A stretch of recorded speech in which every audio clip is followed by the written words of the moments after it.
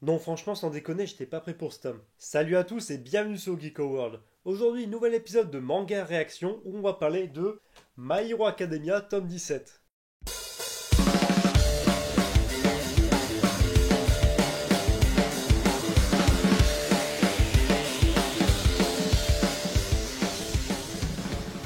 Donc je sais que ça fait un petit moment qu'on m'a demandé deux nouveaux épisodes de manga réaction. Donc j'en ai sorti qu'un pour l'instant, donc à savoir le tome 4 ou 5, je sais plus, de The Promised Neverland. Ça faisait au moins 2 mois que j'en avais pas sorti. Et du coup maintenant je vais décider d'en sortir de façon beaucoup plus régulière. Vous allez voir, il y en a un qui va pas tarder à arriver très prochainement. J'attends de recevoir le tome et je vous en parlerai un peu plus. En tout cas voilà, on va parler de ce 17e tome de My Hero Academia qui est tout simplement une tuerie de A à Z. Il y a pas mal de choses à dire. Donc on va commencer avec le point qui m'a fait vraiment plaisir avec ce tome. Donc la première partie de ce tome, c'est tout simplement le fait que la partie que je vais appeler labyrinthe est enfin terminée. Donc c'est vrai, depuis le début de cet arc là, il y a vraiment eu pas mal d'informations, pas mal de choses qui se sont passées. Pour moi ça traînait un petit peu trop en longueur parce que ok, il se passait pas mal de choses, c'était assez sympa au niveau action, etc. Mais je trouve que visuellement, je sais pas si on sera d'accord là-dessus, pourtant je kiffe My Hero Academia, hein, mais je trouve que visuellement la partie labyrinthe c'était vraiment le bordel. Des fois pour suivre sans déconner avec les dessins, il y en avait vraiment dans tous les sens. Les cases étaient un peu trop remplies et un peu trop riches, voire un peu trop denses. Et là, bah franchement, ça me fait plaisir que cette partie soit terminée parce que c'était cool, mais pas aussi prenant que ce qui arrive ensuite. Donc pour le coup, exit cette partie vraiment bordélique, je trouve. Et on peut passer vraiment à des combats beaucoup plus simples, beaucoup plus aérés et beaucoup plus linéaires, qui sont pour moi, à mon sens, beaucoup plus intéressants à voir. Donc vous le savez déjà, mais la vraie star de ce tome 17, elle est sur la couverture.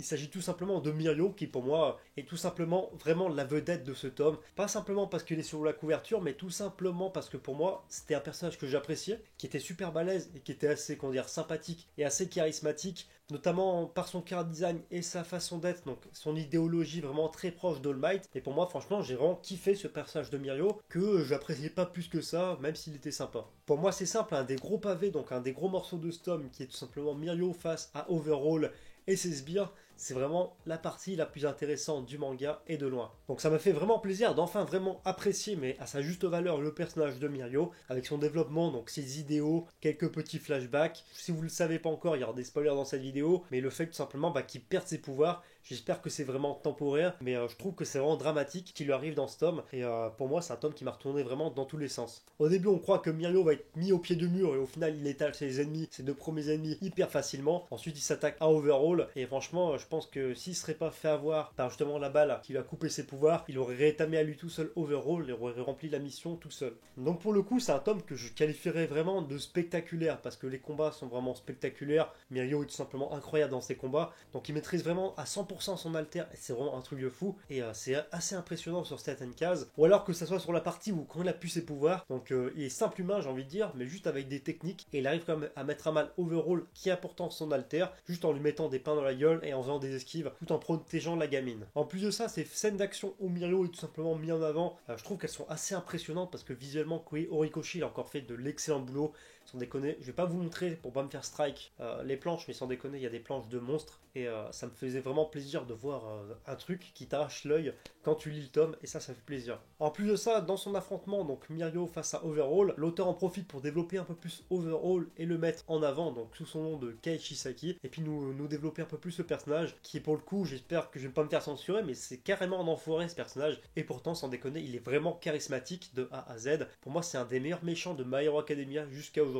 Donc franchement, cette première grosse partie de tome consacrée vraiment à Mirio et qui est tout simplement au centre de l'œuvre, je l'ai trouvée vraiment prenante, vraiment intéressante et je pense que c'est vrai que je vais faire bouger pas mal de choses dans le manga à l'avenir. Donc un tome assez, comment dire, épique et tragique à la fois, donc c'est vraiment pas mal. Et aussi, ce qui est vraiment bien dans ce tome, c'est enfin le grand retour de Izuku Midoriya au centre vraiment de l'histoire. Et franchement, ça fait vraiment plaisir de voir Izuku remis sur le devant de la scène, parce que c'est le personnage principal tout simplement, mais parce que aussi il avait été mis un peu de côté depuis le début de l'arc des Yakuza. Et pour le coup, je trouve que le retour d'Izuku est vraiment réussi parce que le personnage est totalement badass et encore plus charismatique qu'il était déjà. Donc Izuku arrive vraiment à la fin de ce tome, donc dans la dernière partie de ce tome-là, et c'est vraiment pour sauver tout le monde, sauver Mirio, sauver la gamine. Donc ok, Izuku il galère un petit peu, mais je trouve que le combat est assez, comment dire, intense au niveau des scènes de combat, au niveau de la mise en scène, et c'est vraiment au top, je trouve. En plus de ça, ce qui est cool dans ce tome, c'est que le personnage d'Iri, qui est en fait la petite fille donc du chef du clan des Yakuza, est vraiment pas mal mis en avant. C'est vrai que c'est un personnage qui avait été mis en avant un peu comme ça, mais sans réel développement scénaristique.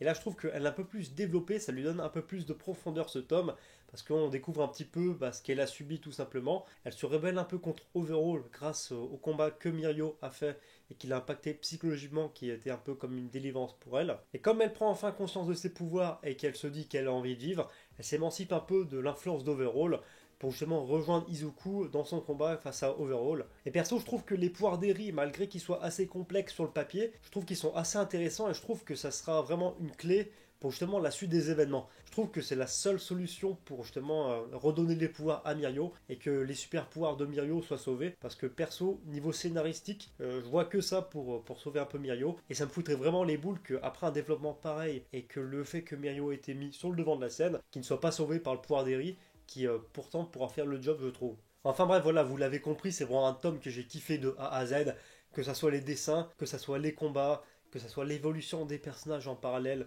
tout ça c'était vraiment au top. Et en plus de ça, la dernière page va tout simplement retourner le cerveau, tout simplement parce que Izuku, grâce au pouvoir d'Eri, va pouvoir se donner à fond et puis se péter les os, se péter tout ce qu'il veut à gogo, buffer à volonté au niveau des fractures, j'ai envie de vous dire, et tout en étant régénéré. Je pense que le tome 18 va être un truc de fou. Enfin bon, si je devais donner une note à ce tome, je dirais en toute objectivité que je lui donnerais 17 sur 20, parce que le tome il est vraiment prenant et vraiment impressionnant à la fois. Et franchement, que demander de plus qu'on est fan de shonen. Enfin bref, voilà, c'est tout pour cette vidéo. J'espère vraiment qu'elle vous a plu. Si c'est le cas, comme d'habitude, n'hésitez pas à m'en faire part dans les commentaires. Lâchez le petit pouce bleu qui va bien si c'est pas encore fait.